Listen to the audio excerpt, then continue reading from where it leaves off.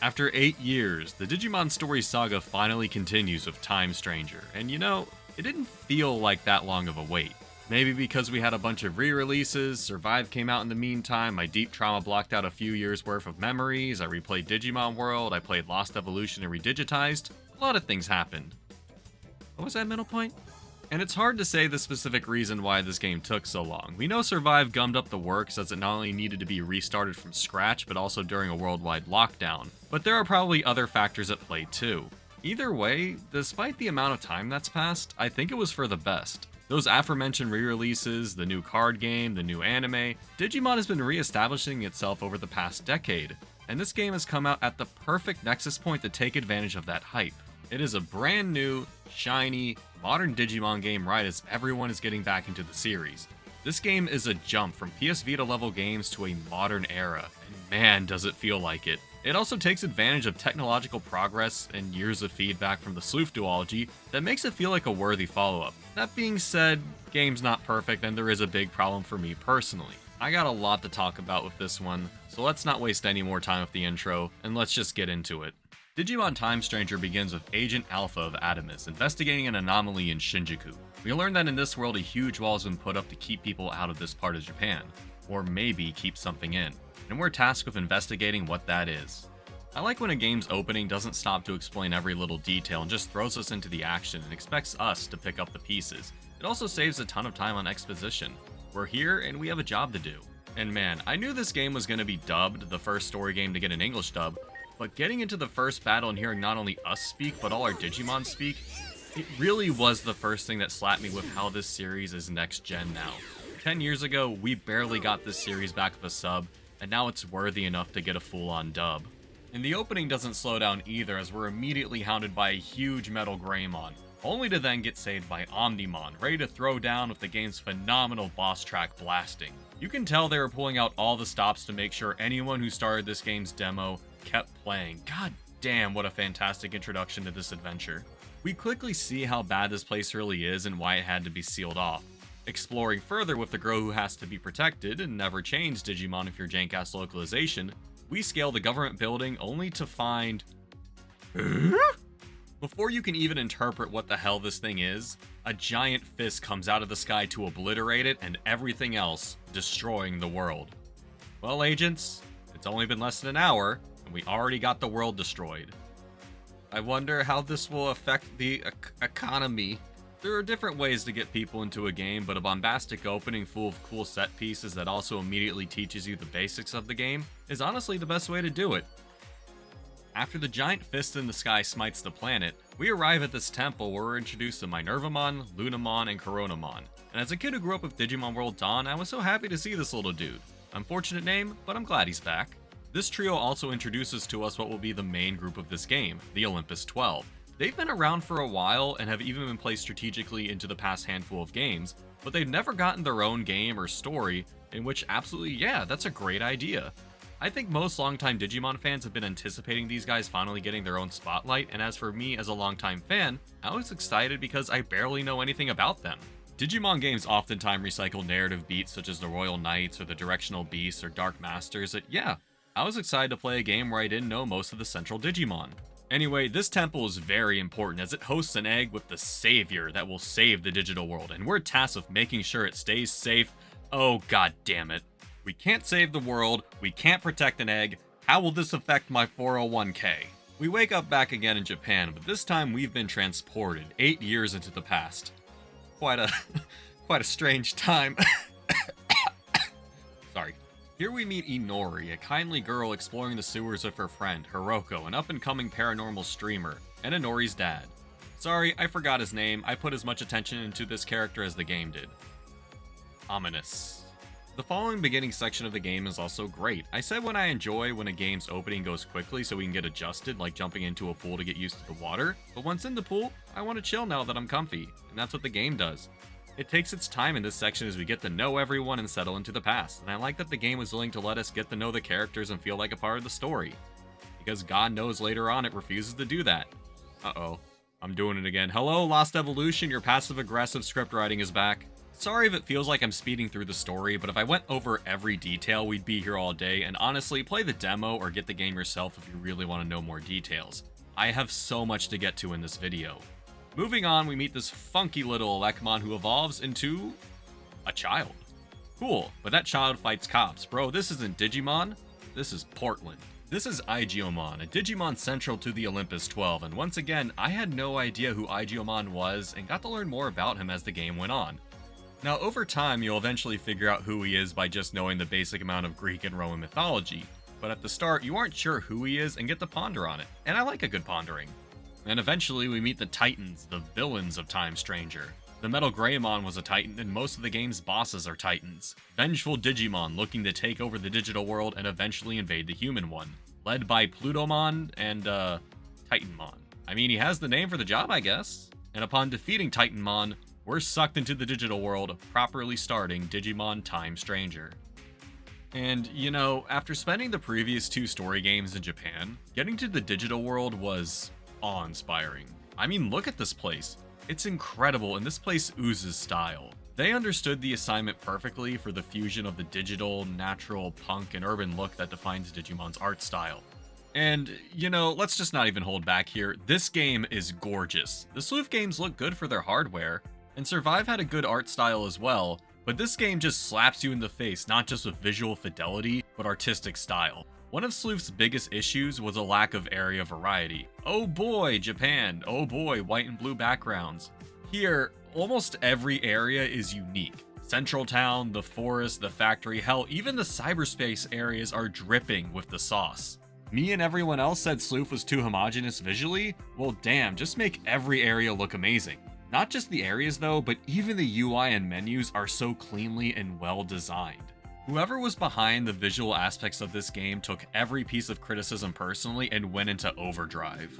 And you know what? Not just the visual design, but almost every part of this game feels like a direct response to every criticism of Sleuth. No dub? Well, here's a dub. Sure, there's some cheesy voice acting, but that's a part of Digimon's charm. Hell, they even brought back some voice actors like Marukimon's old Data Squad voice actor from 20 years ago. That's a level of detail that shows you the people making the game really cared. And hey, you know how your party size in Sleuth was tied to memory? An item that you could just completely miss because they were chests and dungeons? Well, now you have your full party from the get-go. Remember how in Sleuth, in the original release, they tied a bunch of Digimon to post-game side quests, so if you wanted to use them for, I don't know, the main adventure, you couldn't? Well now, only a few Digimon are post-game locked. So many direct criticisms I had for the Sleuth games were directly addressed, and I really do appreciate that. And there's even more upgrades in quality of life I don't even have time to mention. That doesn't mean it's perfect, but when it comes to a game, I don't want perfection, I want to see effort. Devs make mistakes. They're human. They won't always nail it. The most important thing is I see them genuinely trying to make the best game they can, and this game does that. Minus one thing. Before we get to that though, I have some more things to cover. What do I need to cover? Character design. When I first saw the character designs, I wasn't sold on them, but damn, they really grew on me. The hair, the scarf, the garish green and white, we look so awesomely lame. They wanted to capture the old anime hero look and they smashed it out of the park. We even have an old-fashioned phone. That is our Digivice, and it's actually a gun. I'm telling you, Digimon as a series, they just be doing anything. And this Digivice is more versatile than ever. It can heal your Digimon by just existing, change your clothes, listen to music, do your taxes, change your gender, and even access your entire team from anywhere. I thought Sleuth was crazy with having a huge party, but here you have your entire roster of Digimon available and leveling up with you. Now in battle, you can only have 6 slots, 3 in the front and 3 in the back. A callback to the DS era Digimon games, and it forces you to make better team decisions. The thing is though, you can make those good team decisions because you don't have to worry about running back and forth to the lab to build your party. This way you can tackle any challenge the game throws at you and ensure you always have a good balance of virus, vaccine, and data types. Not just that, but also have a good balance of utility, physical, and magical attackers as well. I played the game on normal, but I felt like with this system, I'll play the game on one of the harder difficulties one day since it feels very inclined towards giving players the tools to succeed in more dynamic challenges. But honestly, if you're a newcomer or just looking for a well-balanced time, normal is still plenty challenging. And you know, speaking of the original DS story games, One thing that Time Stranger also brings back is big, bombastic boss battles.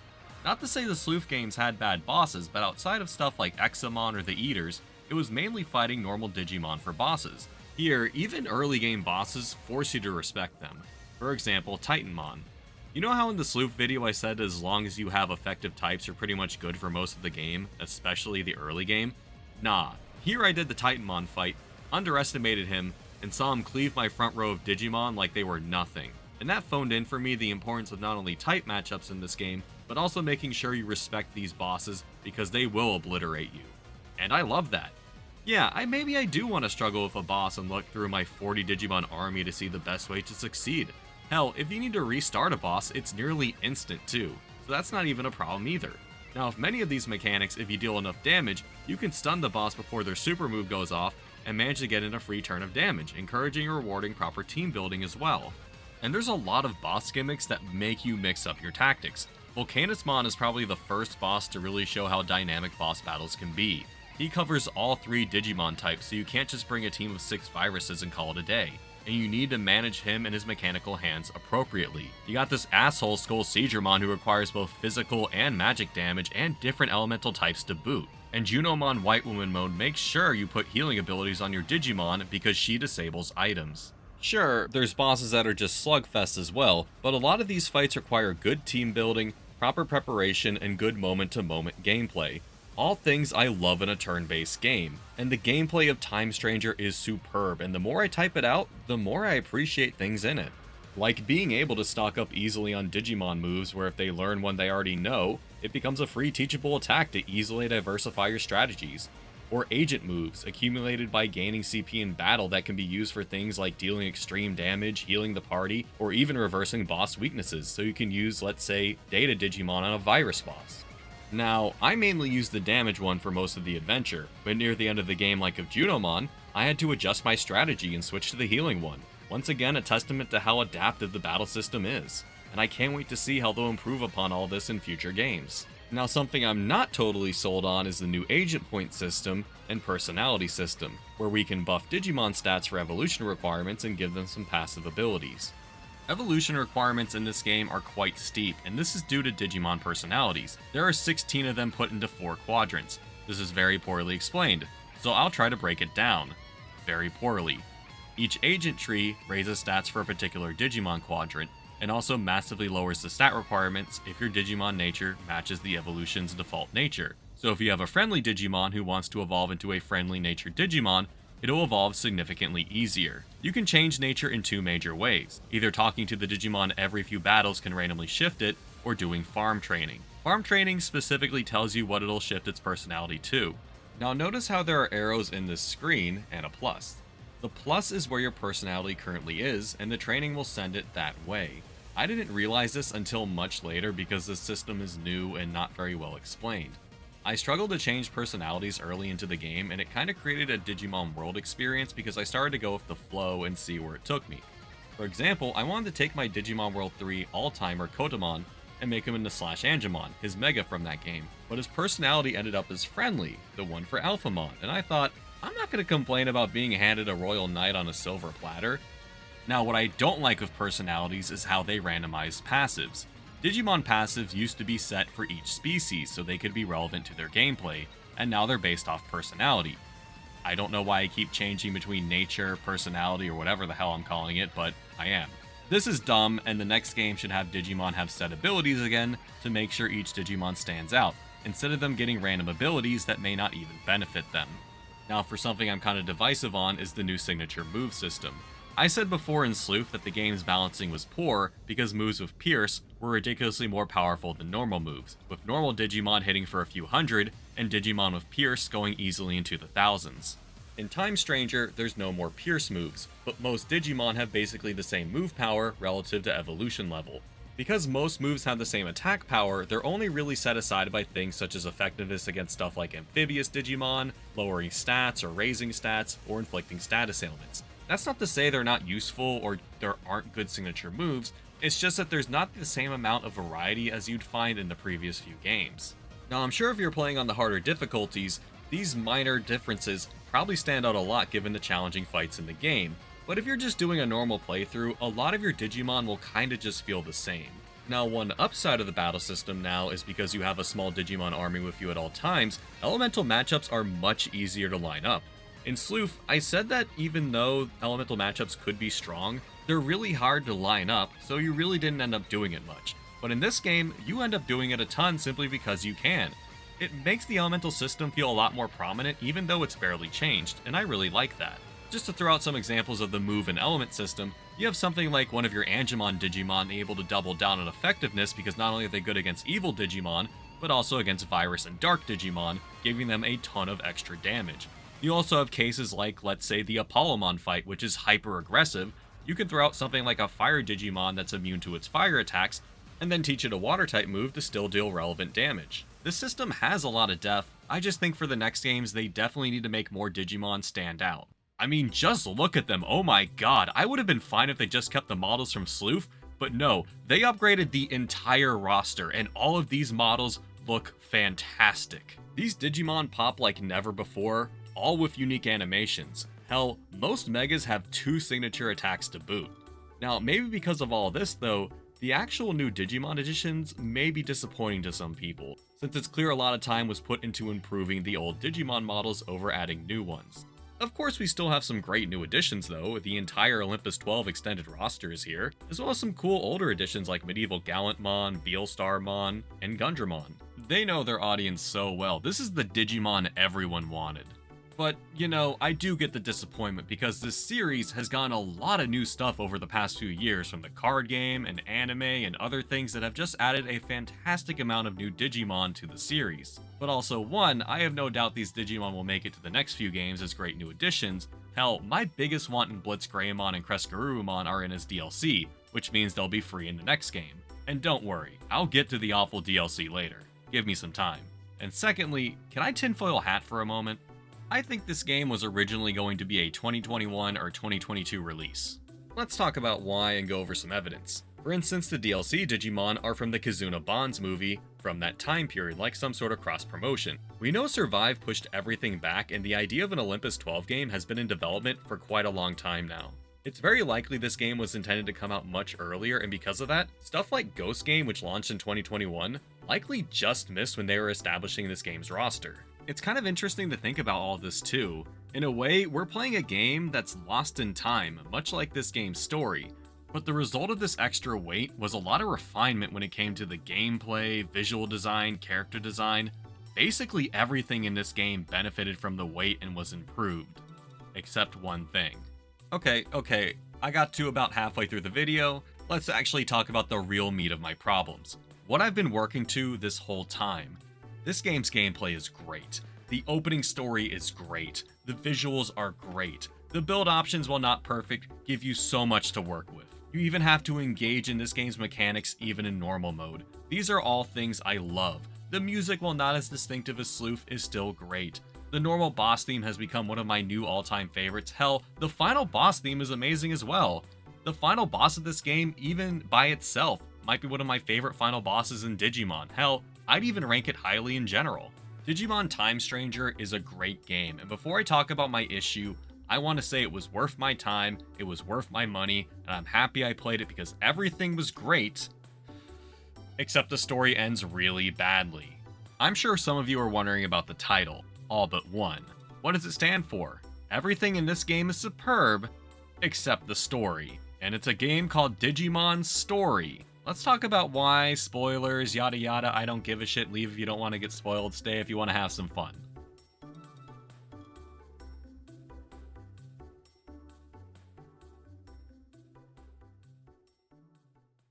Once we enter into the digital world, the game enters into world building mode, dedicated to introducing us to the Digimon who will become the Olympus 12. It's a super slow section, but I still really enjoyed it. I really came to love realizing the entire group wasn't assembled or even a thought yet. Most of the Olympus 12 aren't even megas yet, and we get to grow with them. Kinda. Yeah, someone like Marukimon is a super strong mega, but he's not a member of anything, he's just the town leader. You reach the sea area and notice the friendly Divermon is wearing a red mantle, realizing, oh shit, this is Neptunemon. I really value the desire to not only show us how this group develops and comes together, but also who these Digimon are as characters. A friend of mine noted that this game makes a strong attempt to characterize Digimon more than the previous few story titles, which were more human-focused, and I appreciate that. It's another notion that shows how much passion and love was placed into this title. Unfortunately, it doesn't do enough. The Olympus 12, actually 13 counting Plutomon, who's an unofficial member, is a lot of characters to cover at once, and not all of them get a moment in the spotlight.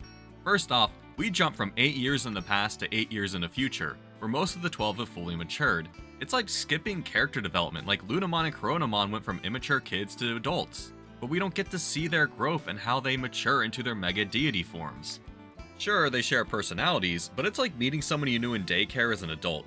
Even if they're still similar, that person is completely different. Divermon, like I said before, is a good character, but then he becomes Neptunemon in the future and we get like 2 to 3 cutscenes with him. There is a member of the Olympus 12, Ceresmon, who only shows up at the very end of the game, and I don't even think she has a single voice line. Period. This game has a ton of human characters who are actually likable. I ended up liking Dr. Simmons a lot. She likes Digimon and anime, just like me, and is one of the last few things saving the reputation of white women. Junomon is not. I like Asuna and how she comes to like Digimon despite being apprehensive at first. I like Hiroko, and outside of Hiroko, who we will talk about soon, we spend next to no time with these characters. Combining the human and Digimon characters is like having 20 fun-sized candy bars. They're all sweet, they're all good, I didn't really dislike any of them that much, but I wish I spent more time with them. I was watching a good friend of mine, The Game Shelf, subscribe now, play through Cyber Sleuth as I played through Time Stranger, and it really did hit me how much the Sleuth duologies, tighter focus, and smaller casts benefited those games. Yeah, Sleuth does neglect a lot of characters, but it still places a lot of time and care into developing the core ones. The core characters here are us, Aigiomon, and Inori. And you know what? I actually did not care for Inori or Aigiomon. Okay, I don't dislike Inori or Aigiomon, or hate them at all. Inori's very sweet, and she has a great design, but she's obsessed with Aigiomon, and Aigiomon is obsessed with her. They're practical found siblings, it's a good relationship, but we spend the entire game third-wheeled to it. When I was going through my footage and pondering the game and thinking about what I was gonna write, I realized, how many times do we actually talk to Inori? She's practically with us the entire game, and yet we barely talk to her in any meaningful way. Hell, there's a lot of cutscenes where she'll fawn over Aigiomon and then go, "Oh, I like you too, Agent. Alright, I get it. I'm getting my pity hug." Once again, she's not a bad character. She functions really well during the Marsmon section where Grapleomon faces up against his brother, only to have to overcome him, and considering she's a sibling too, it's a really touching section, but I think it's the only one for her that really stands out to me that isn't just her repeating Aigiomon's name on blast. And once again, she's with us for nearly the entire game. We don't have a real relationship with her, and she is placed as the main emotional center of this game. In fact, the ending is all about her. When I played Cyber Sleuth and reached the ending, I felt a strong sense of relief, and also sadness, a refreshing ending full of hope with some loss, like the first breezy sunrise on New Year's. When I finished Hacker's Memory, I cried. The ending was perfect and bittersweet and one of my favorite video game endings ever. When I finished Time Stranger, once I got over the tremendously great, amazing 50-minute slobber knocker, 30 Digimon pile-on assisted suicide of Chronomon, I looked at the screen and felt, I guess I can watch her, I'm not doing anything. I mean, I'm gonna go and play Hatchet Man 2, but other than that, yeah, I'm free. I barely felt anything. The ending of Hacker's Memory is so incredible because we spend the entire game with Erica. She is the emotional core of the game. We spend the entire story building a relationship with her. So when the ending happens, you as a player feel that connection and bittersweetness. We never form that connection with Inori. Aigiomon does, but we don't. Hell, I think we barely form a connection with Aigiomon, who is also one of the weaker characters to me. I'm pretty sure if you look through their dialogue, half of them is just saying each other's name, or that he's gonna save everyone. I don't think we need to spend 100 hours with a character and have 50 hours worth of dialogue and cutscenes and cinematics with them for them to be interesting. But you gotta give me something, and these characters, who we spend the entire game with, aren't that interesting at all to me. Ironically, we form a stronger bond with Inori's friend Hiroko. At various points in the story, we spend a lot of time with her. She's smart, but also silly and inquisitive. She works really well with us as an agent character. At the end of the game, 20 side quests unlock at once. It's an optional section, but an unofficial one that helps patch up the end of the game and gives you a lot more to do. See, Time Stranger's story, much like this script, is so jank, you jump from Judomon's section to the final boss. It's a huge sudden shift and it feels like 20% of the game is missing. It just kinda ends. You also just get megas, by the way. You don't unlock megas until the last 2 dungeons, and you spend, I'd say, 60% of the game in Ultimate. I hate that. I actually genuinely really hate that. You spend a ton of time with your Ultimates setting up their megas, only for them to get 2 measly story dungeons. Now, the last dungeon is pretty long, but it's still a relatively small amount of time. It might be the smallest of any Digimon game with megas, which, considering the amount of megas in this game and the lack of restrictions, pisses me off. I'm really glad I slowed down to do the endgame side quest grind, because this is where you can actually use those megas. And along this path, you spend a lot of time doing agent quests of Hiroko, and the chemistry of her as opposed to Inori is actually laughable. She fits us and this game a lot better. Her personality melds with the agent persona a lot better because she herself is a paranormal streamer and is into that kind of job.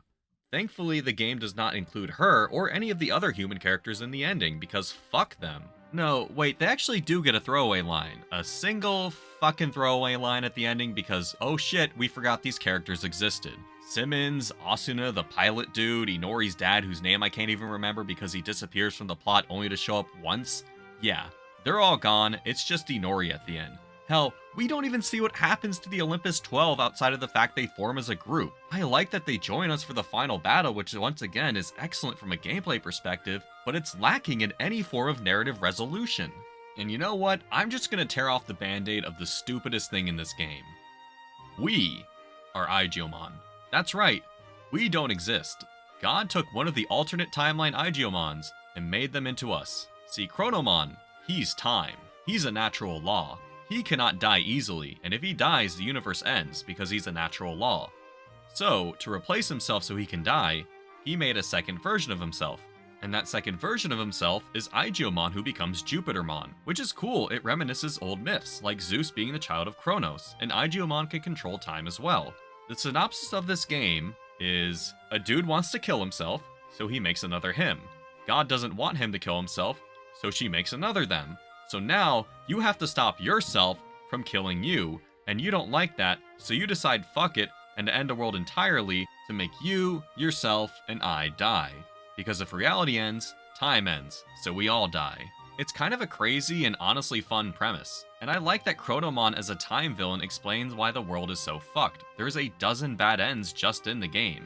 The world constantly ends, and it's cool how time itself is against you. It helps with the premise. It captures the feeling of fighting against a natural law. And it also, once again, fits those old Greek tragedies the game is basing itself off narratively. I feel like I'm going crazy repeating this, but I do like this game a lot. It's just that the execution and the result of the story is just so disappointing to me. Remember how in Survive I mentioned how in the true ending, 2 characters who don't show up in the other endings don't get a proper send-off to instead focus on fan service?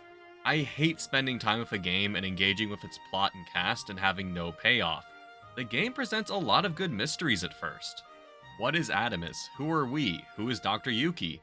There's things that clue you in pretty early that you aren't a normal human, considering the fact the game refuses to elaborate on anything about you, which was pretty telling. But to say we're Aigeomon and not explain it at all is just unsatisfying. Adamus isn't real, Dr. Yuki isn't real, the operator isn't real, I'm not real, you're not real, none of our plot lines have to be real. This is adjacent to everything was a dream.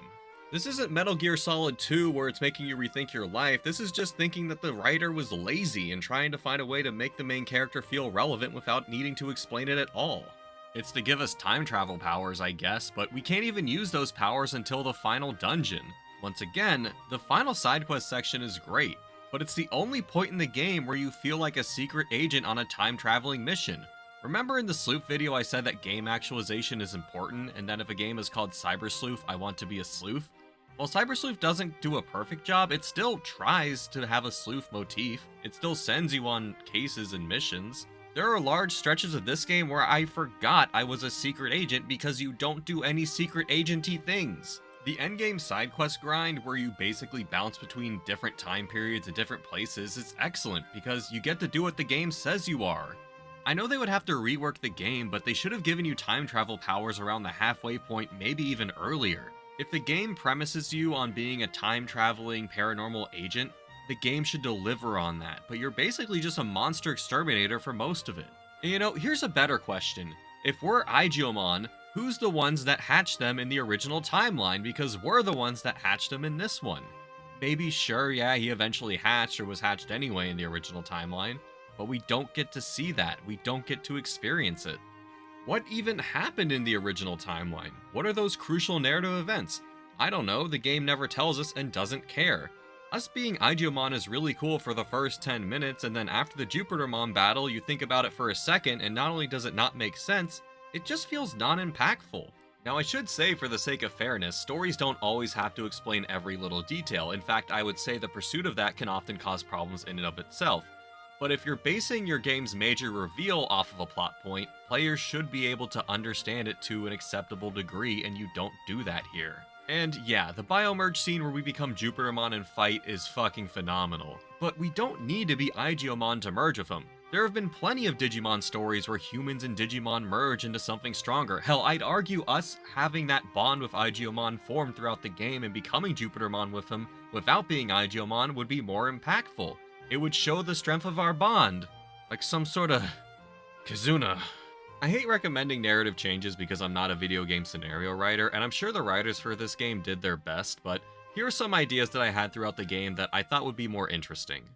Okay, you want us to be Aigiomon, let's integrate that into the story better. What if Dr. Yuki was actually real and was in fact Chronomon Holy Mode, who created us as a sort of light to Aigiomon's darkness to counter his plan because he knows that he's eventually going to fall to darkness? Why did I phrase that like a Kingdom Hearts line? But yeah, make us into some sort of failsafe because Chronomon understands time and he knows that eventually he's going to be corrupted, so he creates us to prevent his plan from succeeding. Another idea is, what if the dark shadow we see throughout the game manipulating events wasn't Aigiomon and was instead Inori's dad, who got messed up from one of the bad endings and thrown out of conventional time, and that turned him into some sort of time-traveling revenant trying to manipulate the timeline to save Inori. That'd be awesome, and also connect him back to the plot and keep him relevant the entire game instead of just randomly showing up once in the story. And you know, speaking of Inori, why not make her more relevant to the plot? She has this really big bag that kind of looks like an art bag. And what if Inori was just an artist and all those movies that we saw throughout the game were made by her in the new timeline, created by her latent memories and her experiences with Aigiomon subconsciously? We learn eventually that Hiroko creates animated projects, so it could have been a joint project between her and Inori. Oh my god, we're connecting characters to the plot again! What a novel concept! Okay, let's finish this off of a stupid suggestion too. What if our design was a paradoxical loop? What if we got blasted to like the 1970s or something and inspired an animator to make the Agent Alpha anime that inspired our design? You know, thinking on it, it's called a time-traveling adventure, but all we time travel between is modern Tokyo and modern Tokyo. Having even a single old-timey 1970s time travel adventure with some trippy visuals would have honestly made this game pop a lot more if its time-traveling adventure premise. I feel like I'm not suggesting anything too crazy, and my ideas aren't perfect, I know that, but the basic thing I'm trying to get across is, why not have the story, characters, and concepts connect more seamlessly? Let them flow into each other instead of telling the player that nothing was real the entire time. And you know, maybe the DLC will cover more of these gaps. I don't care. If it's crucial to the story, it should be included into the plot.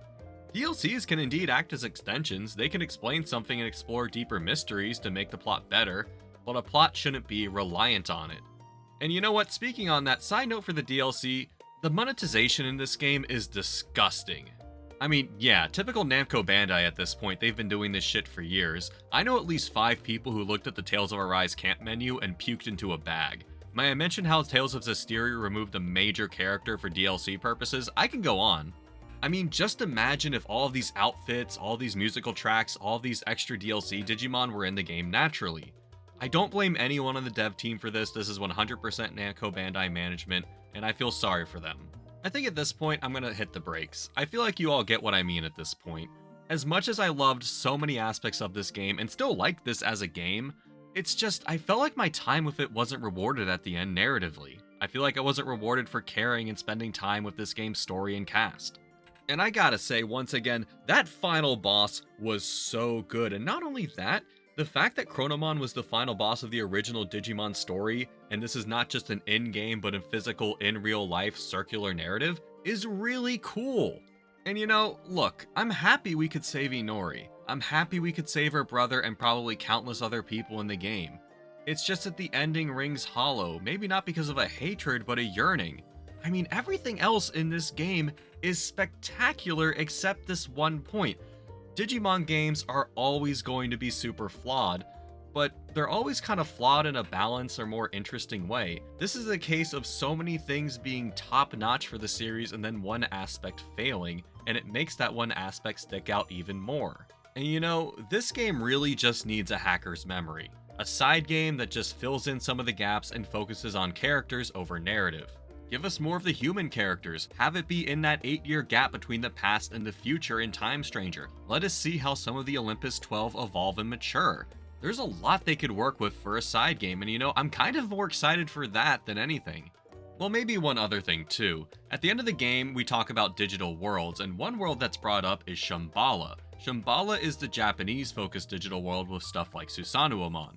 And you know, that would be a really cool setting for the next Digimon story game, and you know, it seems like a pretty heavy-handed way of telling the player that's what's going to be next, and if that's the case, I'm looking forward to it. And you know, for all my issues of Time Stranger, if my conclusion is still, man, I can't wait for the next game, I feel like something was done right. Let's just fix the story in our Digimon story for next time.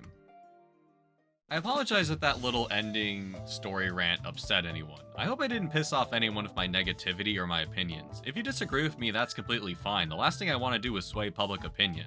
I always want to promote people having their own beliefs on a game, and I just wanted to get my own thoughts out there. This is still a great Digimon game, and despite the ending, I nowhere near got as mad as with something like Lost Evolution forcing me to grind out like 10 billion Tamer points. Hell, I'd experience another 4 narratively unfulfilling story games if I never have to do that again. If you're just looking for a good-ass Digimon game to play and don't care much for the story, I can't recommend it enough.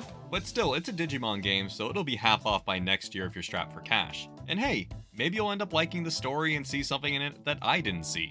And you know, at the end of the day, the most important thing is that this game has created so many more new Digimon fans. I have no doubt that we're going to see more new Digimon games and more new Digimon projects in the future, and I can't wait to see what comes next. And you know, little ending note, this game still had a pretty big effect on me. If you couldn't tell, I was actually playing this game on my laptop because while I did take a visual hit, I was able to play the game in 60 frames per second.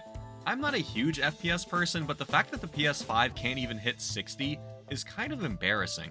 And it made me finally decide to do something I've always wanted to do and build my own PC. And once again, I'm not a big graphics or FPS person, but this game was made for 60. All its animations, the UI, everything looks so much better and so much smoother in 60.